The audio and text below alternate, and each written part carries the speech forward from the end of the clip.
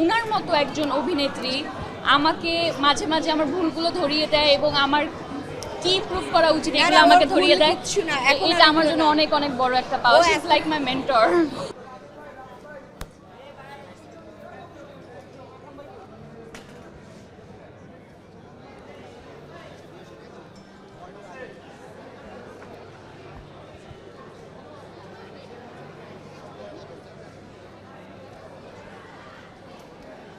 মনে আছে আমি আমার যখন প্রথম সিনেমার শুটিংয়ে যাই তার আগে আমি জয়া আপুর সাথে কথা বলে তার কাছ থেকে আইডিয়া এবং এই ধরনের কাজ করা কি হবে না হবে, অ্যান্ড শি ইজ লাইক মানে ট্রু গাইড ফর মি।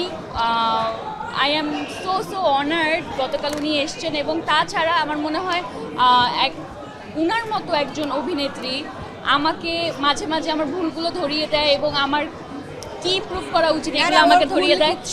এটা আমার জন্য অনেক অনেক বড় একটা পাওয়া। She is like my mentor. ও কালকে দেখিয়ে দিয়েছে যে একজন অভিনেতার যদি ফোকাস থাকে, একজন অভিনেতা যদি নিজের ক্রাফটটাকে পার্সু করতে চায় তাহলে কতটা ভালো হতে পারে দেখিয়ে দিয়েছে। তো সেটাই বলছি যে আপনারা সবাইকে বলবেন ওর ছবিটাও দেখতে, প্রিয় মালতী এবং লক্ষ্মীকাথা জুড়ে। ও বাবা, আচ্ছা না না, আপনারা এটা মানুষ মনে করে, আমি একটু ভুলটাও ধরিয়ে দিতে চাই। আমাদের সব আর্টিস্টদের ভেতরে কিন্তু খুবই সৌহার্দ্য, সবার ভেতরে কিন্তু খুবই আমাদের ভেতরে কিন্তু খুব ভালো সম্পর্ক সবার সাথেই সবার।